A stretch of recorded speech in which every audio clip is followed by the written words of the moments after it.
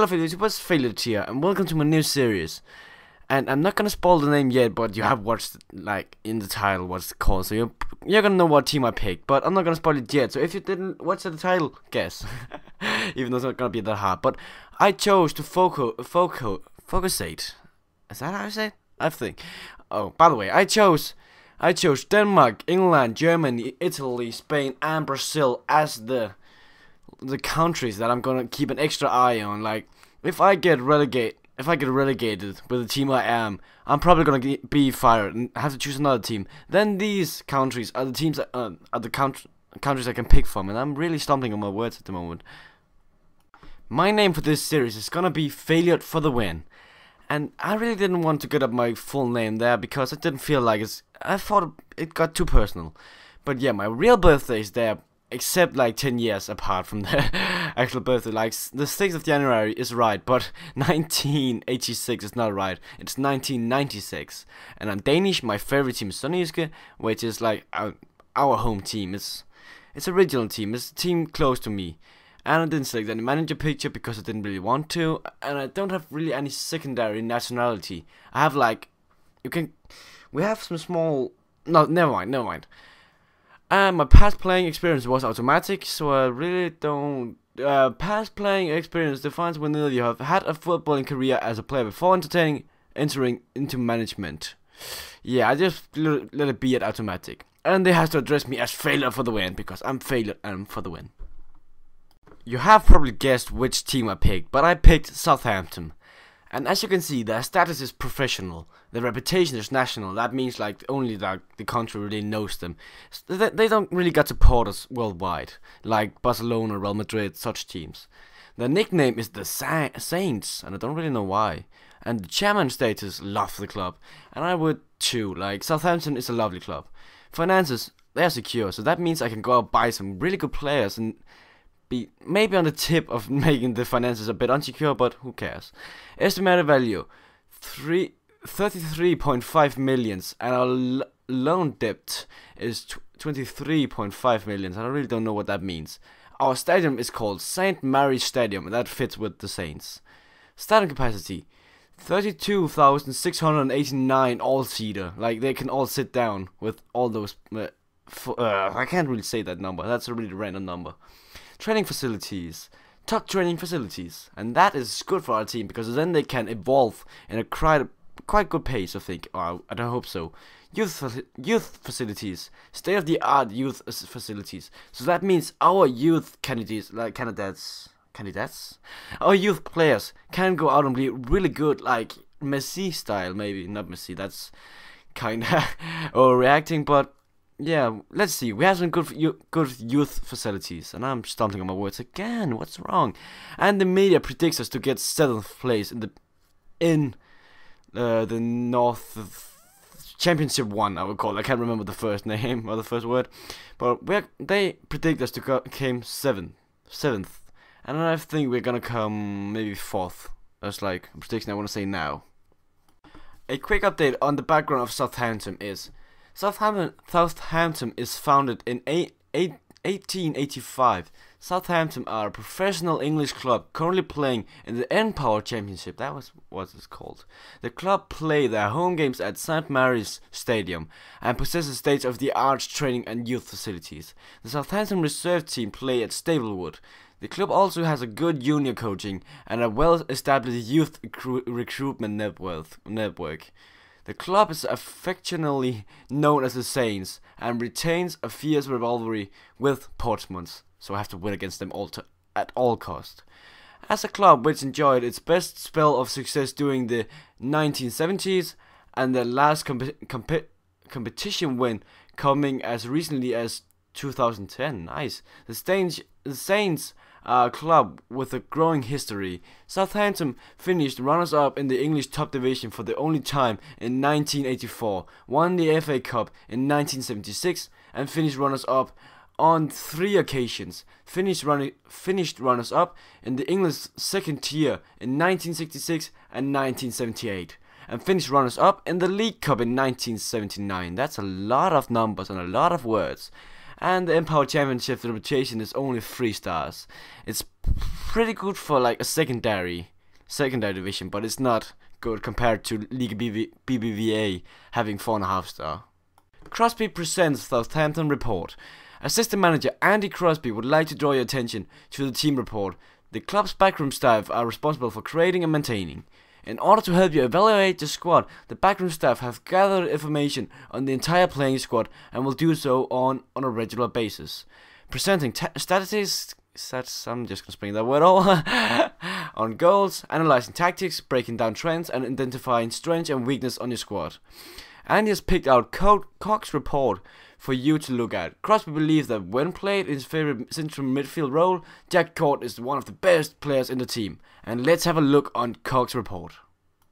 Andy Crosby believes Koch to be spirited. Koch is a central midfielder. Koch offers best as a central midfielder when giving a duty of support. Andy Crosby has no comments to make regarding this player's training performance because we're just starting the season. Andy Crosby believes Koch to be a good team player. Andy Koch believes Koch doesn't have any real weaknesses. That's a good thing. Andy Cross is of the belief that Koch is better than our next strongest central midfielder, Morgan Schneiderlin. And as you can see in that little picture, let's just call it the picture, you can see that Koch has 4 stars, and that is pretty good compared to our second best central midfielder, Morgan Schneiderlin, has only 3 stars. So that's maybe a department where we have to get another midfielder at Jack Koch's level. So that's maybe a place where we have to buy a new player for like, it's maybe gonna be old, like 31 or something like that, and have some good attributes in the midfielder. Andy Crosby believes Koch is currently playing close to his full potential. Crosby believes that Koch has the potential to be a key member of his first squad. Oh, he has the potential to get 4.5 star, and he only has 4 now, so that is pretty good. 4.5 star is like only a half star away from 5 stars, and 5 star is the most you can have. So let's look at the team report now. One place we're lacking some good quality is, I would say it's goalkeeping. We only have 2.5 star goalkeepers, and that is pretty bad. Like compared to the all other team, like our average, I would say is like 3.5 star, 3 stars. And if we only have 2.5 star of a goalkeeper, he should be like one of the best. Like the goalkeeper is the central point of the whole squad. Like I have played goalkeeper in my career. I'm a goalkeeper, and I know how important it is to have to have the overview of the whole team and gonna be able to keep players calm and help them and make the saves when they are when they are doubting their abilities. Like when I save the ball, if there's a 100% chance and I save it, they're gonna get a better morale, because then they think, if I make a mistake, oh, Jesper's back there, Failure is back there to save the ball. So that means our goalkeeper has to be better.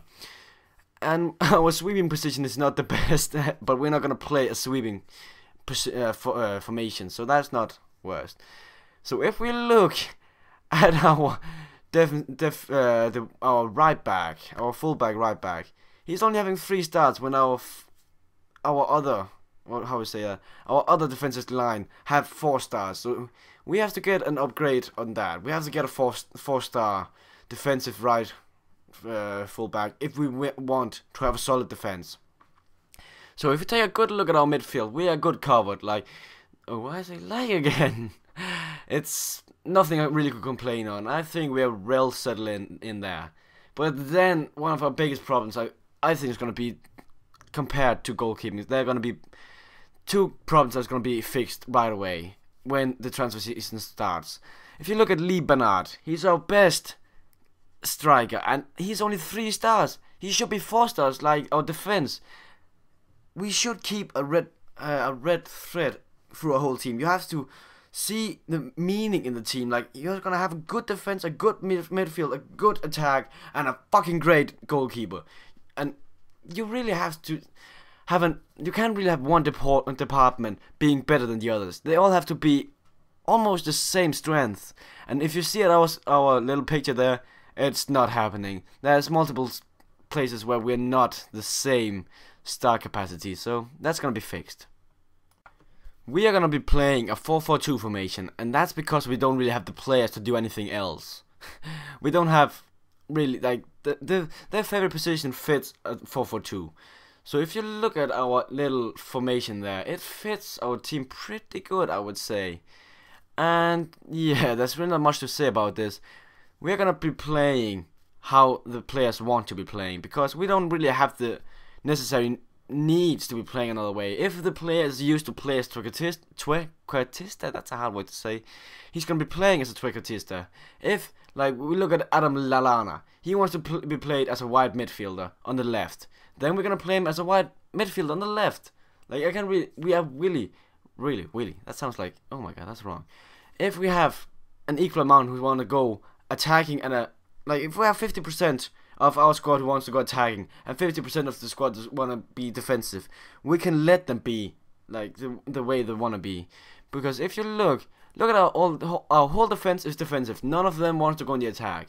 If you look at our midfield, we have Jack Cork and who's that? Morgan Schlilling, who is defensive. And then we have Gulli Duprado and Adam Lallana, who's attackers. Oh, they're going attacking. And then we have our two attackers, who is of course attackers. So our team is fitting pretty good. We just need more depth in our squads. Depth, not depth. Depth, like you know what I'm saying. We need some better substitution and some better, one better goalkeeper and one better striker. That's probably the thing I'm gonna go after. But guys, thanks for watching this part. In the next part, you're gonna see me playing the friendlies, and I'm gonna show the highlights for the friendly games, and you're gonna see me buying some players, and that's for sure. Thanks for watching this part, guys. This really took a lot of efforts to make. Please like it and favorite and subscribe to me, because one thing that really motivates me is seeing that little subscriber amount going up. If I see it going down after making a new series, it's hurt me a little bit. Since I started this Winning with Wigan series, I lost 3 subscribers. And those 3 subscribers I gained while I was inactive. So that was pretty annoying. But thanks for watching this part, guys. I really love you guys.